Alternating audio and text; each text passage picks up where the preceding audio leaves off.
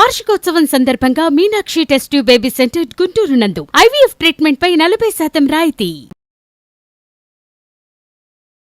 నమస్తే రమ్మగారు. నమస్తే జయ. రమ్మగారు, ఏదైనా ఒక సిరీస్ స్టార్ట్ చేద్దామండి. అడపా చిరంజీవి గారిది వేగు చుక్క. ఓకే. ఆయన 10 కథలు చెప్పాము మనం. అవునవును. ఇది 11ది. ఆయన గాలి బంగ్లా అని ఒక సస్పెన్స్ పుస్తకం పంపించారు నాకు. గాలి బంగ్లా. కానీ దాన్ని చెప్పడానికి ముందు వెనక ఆడి ఆడి నేను సస్పెన్స్ మెయింటైన్ చేయలేనేమోనని చెప్పట్లేదు. ఓహో, చదివేశారు, అయిపోయిందా? చదివాను ఎప్పుడో, చాలా రోజులైంది. చెప్పండి అమ్మా, గుర్తొచ్చినప్పుడల్లా ఆయన ఫోన్ చేసినప్పుడల్లా అమ్మా గాలి బంగ్లా చెప్తానన్నారు కదా మేడం, ఎందుకు చెప్పలేదు మీరంటారు. ఇది వేగు చుక్క లాస్ట్ ఇయర్ 25లో జూన్ జూలైలలో స్వాతిలో వచ్చింది. 16 వారాలు ఏమో సీరియల్. ₹1,00,000 బహుమతి వచ్చిందట ఆ కథకి. అబ్బా. అది బుక్గా ప్రింట్ చేయాల, సీరియల్గా వచ్చింది. అది మీరు చెప్పండి అన్నారు. అయితే ఆయన ఈ స్వాతి పత్రిక గురించి 2 మాటలు, మంచి మాటలు చెప్పాలమ్మా మీరు అన్నారు. కరోనా టైంలో చాలా పత్రికలు మూసేశారు, అప్పుడు అసలు చేయలేకపోయారు కదా. స్వాతి మాత్రం మూతపడలేదట. వేమూరు బలరాం గారు దాని ఎడిటర్గా ఉన్నారు కదా, ఆయన చాలా శ్రద్ధగా జాగ్రత్తగా ఈ సాహితీ అభిమానులని, రైటర్లని, మరి రచయితలని ప్రోత్సహించడం పత్రికలు అవే కదా. ఇదివరకు ఎన్ని ఉండేవి, ఇప్పుడు ఎక్కువ లేవు కదా. అవునవును. ఇప్పుడు అన్ని ఆన్లైన్ పత్రికలు వచ్చేసినాయి. కానీ ఇది మాత్రం స్వాతి స్వపరివార పత్రిక మాత్రం చక్కగా నడుస్తూనే ఉంది. ఇంటాక్ట్గా అమౌంట్ కూడా పంపించేస్తారు, చాలా శ్రద్ధగా పంపించేస్తారు. ఏదైనా కథ పంపిస్తే కావాలి అని అడిగి వెంటనే వాళ్ళు ఏదైనా పోటీలు పెడితే ఆ పోటీల్లో బహుమతి చెంది వచ్చిన కథలకి వెంటనే బహుమతి అమౌంట్ వచ్చేస్తుంది. కథ వేయటం కూడా స్టార్ట్ చేసేస్తారు. వారు చాలా సహృదయులని, వారి గురించి 2 మంచి మాటలని మీ మాటల్లో చెప్పండి అమ్మా. ఆయన వల్ల మేము మాలాంటి రైటర్లందరూ ఇప్పటికీ సంతోషంగా ఉన్నాము. లేకపోతే రాసిన కథలు ఎక్కడ వేసుకోవాలో తెలియని స్థితి ఉండేది. మరి చక్కగా ప్రాంప్ట్గా ఇది కూడా పారితోషికము ఇచ్చేస్తారు, శ్రద్ధగా వేస్తారు. పత్రిక మూయకుండా ఉంచటం వల్లే మేము ఇప్పటికీ రైటర్లను రాయగలుగుతున్నాము అని చెప్పారు. గొప్ప విషయం, చాలా మంచి విషయం కదా. తెలియాలిగా అందరికీ. ఎందుకంటే ఇప్పుడు అసలు ఇది వరకు మన చిన్నప్పుడైతే ఎన్ని వచ్చేవి, ఎన్ని పత్రికలు ఉండేవో. అవును కదా. ఇప్పుడు ఇంచుమించు అన్ని పత్రికలు పోయినాయి. ఎప్పుడు ఎవర్ గ్రీన్ గా కనపడుతుంది స్వాతిని. మధుబాబు గారు రాస్తూనే ఉంటారు అందులో. పెద్దవాళ్ళు చాలా మంది రాస్తూనే ఉంటారు. రకరకాలు వస్తుంటాయి కాలమ్స్. కొన్ని చందమామ కథలు అవి కూడా వేస్తున్నట్టున్నారు ఇప్పుడు. మేము కొంచెం తగ్గిపోయింది. ఇది వరకు నేను రెగ్యులర్గా చదివేదాన్ని. ఈ కొన్ని చదవటం కాదు, మన దగ్గర అప్పుడు రోజు పుస్తకం మార్చడానికి ఒక అబ్బాయి వచ్చేవాడు ఎవ్రీడే. విపుల, చతుర అవి కూడా తెచ్చేవాడు. అప్పుడు ఇంకా హాసం అని అవని బోలెడని వచ్చేవి జయ. ప్రభా, జ్యోతి ఎన్ని వచ్చేవో. అదే ఏమీ లేవు. సినిమా పత్రికలు అవి కూడా పోయినాయి. ఇప్పుడంతా సోషల్ మీడియానే వ్యాపించి ఉంది. ఇప్పటికీ పుస్తకాలు చదివే వాళ్ళు ఉన్నారంటే ఈ పత్రిక ఒకటి నడుస్తోంది కాబట్టి, ఈ బుక్ చదవాలి, పుస్తకంలోనే చదవాలన్న ఆసక్తి ఉన్న వాళ్ళకి ఇది ప్లస్గా ఉంటుంది. ఇది ఏమిటంటే వేగు చుక్క. కొంచెం మొదటి 1-2 ఎపిసోడ్లలో కొద్దిగా శృంగారపరమైన వ్యవహారంగా కనపడింది కానీ అంతేం లేదు. మిగిలిన కథ అంతా బాగా నడుస్తుంది. ఈ కథ బేస్ అదనమాట. అందుకని మొదటి భాగం కొంచెం సుమారుగా ఉన్నట్టు, అంటే నేను పెద్దగా ఆసక్తికరంగా చదవను కానీ అలాంటివి విషయం చెప్పడానికి ఏముంది, మనం చెప్పచ్చు కదా. ఇప్పుడు ఆ మాటకు వస్తే మన ఇవి కూడా కాశీ మజిలీలు అవి కూడా బోల్డన్ని పెళ్ళి, ఆ ఊరెళ్ళి పెళ్ళి, ఈ ఊరెళ్ళి పెళ్లి చేసుకుంటూ ఉండటమే వాళ్ళ పని. అదే కదా. మనకి విక్రమార్క కథలు కూడా అంతే, ఎన్ని పెళ్లిళ్ళు చేసుకుంటారు. విక్రమార్కుడు మరీ ఘోరం రమ్మ గారు అసలు. ఇది కూడా అలాంటి ఘోరమైన కథే, కానీ బాగుంది. ఓకే, చెప్దాం. ఆయన రాసినట్టు 16 భాగాలు. చెప్పడం వేరు, రాయటం వేరుగా కొన్ని భాగాలు వస్తాయి. మహేంద్ర భూపతి అని ఓ రాజుగారు. ఆయన రాజ్యం పేరు ఏదో ఉంది కానీ నాకు ఇప్పుడు గుర్తు రావట్లేదు. సరే, కాంభోజ రాజ్యం అనుకుందాం, మనం పెడదాం పేరు. ఓకే.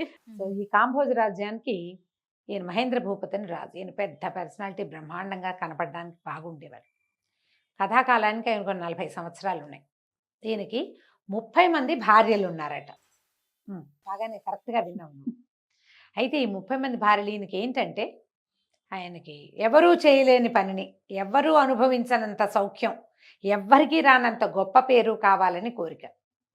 మామూలుగా రాజుగా కూడా ఆయన చండప్రచండుడే. యుద్ధ విద్యలు అవి గట్టిగా వచ్చు. యుద్ధం అంటూ వస్తే తిరగొట్టేస్తాడు ఎవరినైనా. కానీ ఆయనకి స్త్రీ చాపల్యం ఉంది. ఫెమినైజింగ్ క్యారెక్టర్స్ కొన్ని కనపడుతూ ఉంటాయి మనకి. ఈయనకి ఏంటంటే 30 మంది రాణులకి 30 భవనాలు ఉన్నాయట. ఆయన రోజు సాయంకాలం పూట ఆ భవనాల ముందు నడుస్తూ వెళ్తాడు. ఆయన ఎక్కడ ఆగదలుచుకుంటే అక్కడ ఆగుతాడు. అప్పుడు దుందుబులు మోగుతాయట ఆయన బయలుదేరితే. దుందుబి ఆగిందంటే రాజు ఎక్కడో ఆగినట్టే. ఈ రాణుల పరిస్థితి ఎట్లా ఉంటుందంటే, ఈ 30 మంది ఉన్నారు కదా, వీళ్ళు సాయంకాలం అయ్యేసరికి చక్కగా ఆయన రాజుగారు వస్తాడని అలంకరించుకుని వాకిళ్లలో ఎదురు చూడడం. ఆయన ఎక్కడో చోట ఆగి దుందుబి ఆగిపోగానే ఓహో ఆయన ఎక్కడ మన ఇంటికి రాలేదంటే ఇక రానట్టే వీళ్ళు లోపలికి వెళ్ళిపోవటం. కానీ ఈ రాణులు పంజరాల్లో చిలకలుగా ఉన్నారు. ఆయన మొట్టమొదట 2 పెళ్ళిళ్ళే చేసుకున్నాడు. ఆ చేసుకునేటట్టుగా ఆయనకి 25 ఏళ్ళే. ఈ 2 వివాహాల తర్వాత ఏదో ఒక సందర్భంలో ఆయనకి ఇంకో సౌందర్యవతిని ఎవరినైనా చూసేసరికి ఆయనకి ఆమె కూడా కావాలనిపించింది. అప్పుడు ఆయన ఈ రకమైన స్ట్రాటజీ ఐడియా డెవలప్ చేసుకున్నాడు. ఎక్కువ మంది రాణులు కావాలి మనకి, నెలకు 30 రోజులు రోజుకొక భార్యతో సుఖించాలి. అప్పుడు 30 రోజులకి 30 మంది భార్యలు ఉండాల్సిందేనని 30 మంది అమ్మాయిల్ని పట్టుకున్నాడు. ఇవే కాకుండా మళ్ళీ ఊళ్ళో ఎవరైనా సౌందర్యవతులు వాళ్ళు కనపడ్డారంటే వాళ్ళని కూడా ఆయన ఉపయోగిస్తాడు. ఎప్పుడైతే ఈ ఎంతసేపు స్త్రీలు సాయంకాలం వీళ్ళింటికి వెళ్తారా వాళ్ళ ఇంటికి వెళ్తారా ఈ పిచ్చ జనాలకు అర్థమైందో రాజు మీద నమ్మకం అవి పోతాయి. నువ్వు చెండ ప్రచండుడివో ఇంకోటో చండమార్తాండుడివో అంతే. అది ఉండదు. ఈయన ఈ స్త్రీలోలత్వం బయటపడుతుంది. వాళ్ళ మిగిలిన ఐడియాలజీ అంతా పక్కకి పోయి ఈ 3 భార్యలని 4 భార్యలని 30 మంది భార్యలని ఇవే మాట్లాడతారు. ఆయన తాలూకు మిగిలిన అడ్మినిస్ట్రేషన్ అంతా గంగలో కలిసిపోయినట్టే. ఎప్పుడు కూడా స్త్రీ వ్యసనం వల్ల ఇలాంటివి వస్తాయి. మీ ప్రతిభ ఏం కనపడదు ఇంకా దాని ముందు. ఈ రాజు పని కూడా అంతే అయింది. ప్రజల్లో ఆయన పట్ల ఒక రకమైన అసహనము అది డెవలప్ అయింది. ఈ సందట్లో ఇక్కడ ఏం జరిగింది, ఈయనంటే ఈయనకి ఇప్పుడు 40 వచ్చినాయి. ఆ పెళ్లి చేసుకునే మొదటి పెళ్లికి 25 ఏళ్ళకి చేసుకున్నాడు. క్రమంగా 2 3 భావం అయింది. ఒక 6 పెళ్ళిళ్ళ తర్వాత ఆయనకు అర్థమైంది తనకి సంతానం కలగదు అని. సంతానం లేదు, 30 మంది ఆడవాళ్ళు ఉండి పిల్లలు లేరు. అయినా ఈయన ఏమనుకున్నాడు, ఓహో ఇంకేముంది సంతానం కలిగేది ఏం లేదు, ఎంతమందితో స్త్రీలతో కావాలంటే అంతమందితో సుఖించవచ్చు. అలాగని దాన్ని 30కి పెంచాడు. ఈయనకి 40 ఉన్నాయి కానీ ఆఖరి భార్యలు 16, 18, 22, 20 ఏళ్ల వాళ్ళే ఉంటారు. మరి చిన్నపిల్లలనేగా చేసుకుంటారు. 40 ఏళ్ల రాజుగారు 38 ఏళ్ల పెళ్లి కూతురు ఇప్పుడు మనం వెతుక్కున్నట్టుగా 2 ఇయర్స్ గ్యాప్తో చేసుకోరుగా. చిన్నపిల్లలే బాగుంటారు. అంత పెద్ద అయ్యేదాకా పెళ్ళిళ్ళు కాకుండా ఉండేవాళ్ళు కాదు, ఆ కాలము కాదు. ఈయన ఆఖరి భార్యలు ఇంకా ఇంకా చిన్న చిన్న పిల్లలు. ఈ చిన్న పిల్లలు ఈ రాజు ఏంటి రోజు ఒకటి లైన్గా రాడు, అలా నడుస్తూ ఆయనకి ఏ ఊహ వస్తే ఆ ఊహ ఆ ఇంట్లోకి వెళ్తాడు. ఒక్కోసారి ఒక రాణి దగ్గరికి 3 సార్లు 4 సార్లు వెళ్ళింది కూడా, రోజు అక్కడికే వెళ్ళింది కూడా కనపడుతుంది. ఈ మిగిలిన వాళ్ళందరూ భర్త కోసం వేచి ఉండటం, ఆయన రాకపోవటం. ఎంతకాలం దీన్ని చూస్తారు, తోచద్దు. పైగా కుటుంబాలతో రాకపోక అవి ఉంటే ఏదో ఒక రకంగా ఉండునేమో. ఈ వీళ్ళలో ఒక రకమైన ఇన్ఫిడిలిటీ డెవలప్ అయిపోయింది ఈ రాణులందరిలో. ఎవరు మగవాడిని లోపలికి తీసుకురావాలి అన్న ఆలోచనలు వచ్చేసి అక్రమ సంబంధాల వైపుకి వెళ్ళిపోయారు వాళ్ళు. రోజు వెయిట్ చేయటం, రోజుల తరబడి భర్త రాకపోవటం. ఇలాంటి పరిస్థితి ఉన్నప్పుడు పాతివ్రత్యం కుదరదు, నడవక బయట నుంచి మగవాళ్ళు లోపలికి వస్తుండేవాళ్ళు. వాళ్ళని తేవడానికి వీళ్ళు ఎన్ని రకాల మార్గాలు అవలంబించేవాళ్ళు. ఈ రాజుగారు దుందుబి మోగింది, సాయంకాలం అయ్యింది, ఎవరింట్లోకి ఆయన వెళ్ళిపోయాడు. ఆయన కోసం వేచి ఉన్న రాణి ఎన్ని రోజుల నుంచో చూస్తోంది. ఆవిడకి పిసుకు పుట్టిపోయింది.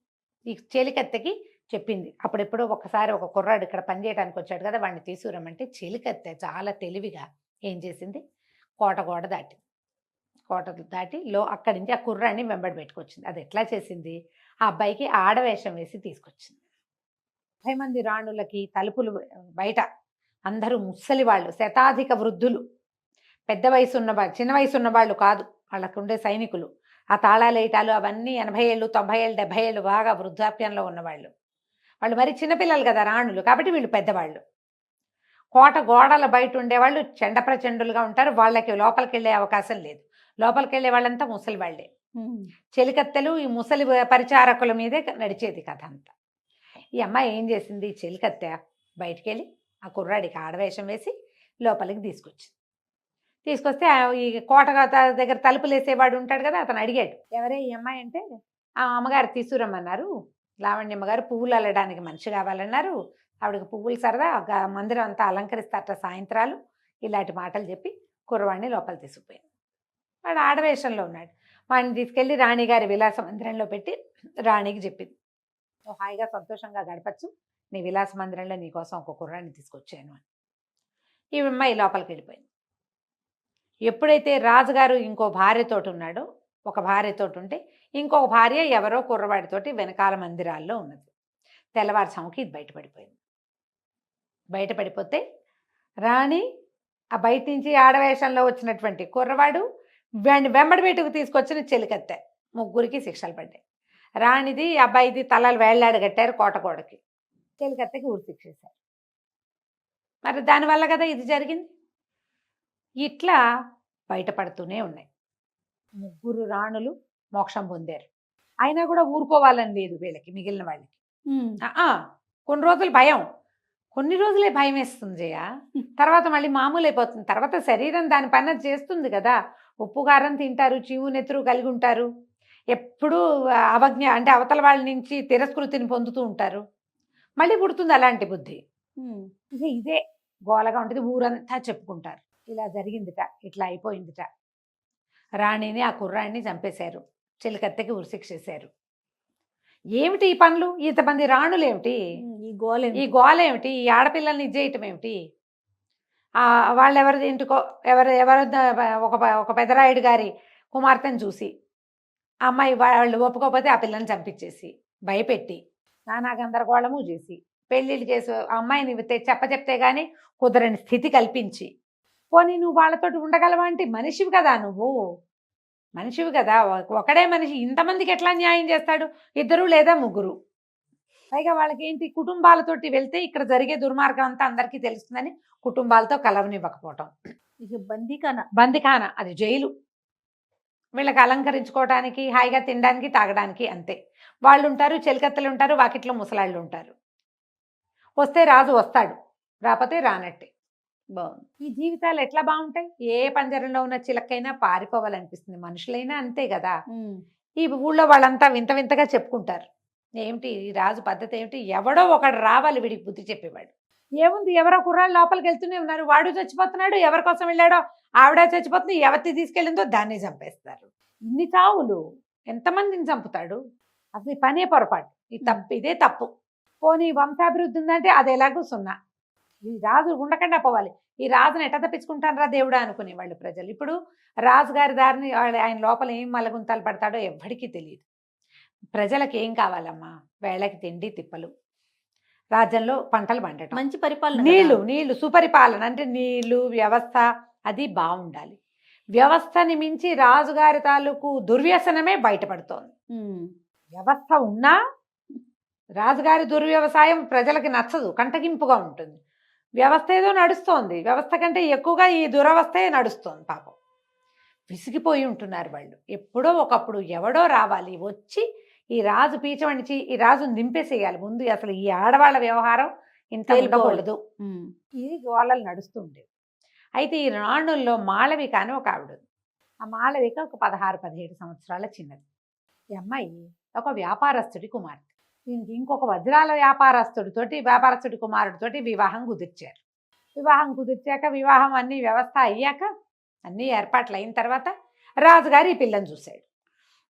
చూసి మీ పిల్లని మాకు ఇవ్వమంటే ఈయన సంగతి తెలుసుగా, ఆయన ఒప్పుకోకపోతే సైనికులు వెళ్ళి బెదిరించి మీరు చచ్చినట్టు పెళ్లి చేయవలసిన స్థితి కల్పించి మాళవికను తెచ్చాడు. ఈ పిల్ల ముందు నుంచి ఆ ఇంట్లో అందరితో బాగా ఉండేది, దిక్కు దివాణం లేకుండా ఉంది. ఒక స్నేహితురాలు ఉంది, ఒక చెలికత్తె, మాలతి పేరు బహుశా. వీళ్ళు ఇద్దరు బాగా స్నేహంగా ఉండేవాళ్ళు. అమ్మ నాన్నని చూడాలనుందని ఏడుస్తూ ఉండేది. అయితే ఈ అమ్మాయి ఏమంది, మాలతి అయితే ఒక ఉత్తరం రాయి జాగ్రత్తగా, ప్లాన్డ్గా, నేను మీ ఊరు తీసుకెళ్తా. సరే బాగా ఆలోచించి దేంట్లో రాయాలి, ఉత్తరం ఎలా రాయాలి, పైగా ఏదైనా ఉత్తరాలు అవి బయటపడినా చంపేస్తాడు రాజు. అదే కదా, రాజు ఊరుకోడు. సరే ఒక ఉత్తరం రాసి ఆ ఉత్తరాన్ని సన్నగా చుట్టి ఈ మాలతి జడలో పెట్టి అల్లింది. జడ ఊడదీస్తే కానీ ఉత్తరం కనపడదనమాట. ఆ ఉత్తరం పుచ్చుకుని మాలతి వెళ్ళింది. ఈ లోపల రాజుగారు మంత్రి గారు మాటలకి కూర్చున్నారు. ఏం మాట్లాడారు ఈ సందర్భాన్ని మనం వచ్చే భాగంలో చెప్పుకుందాం. తప్పకుండా రమ్మ గారు. నమస్తే. నమస్తే జయ.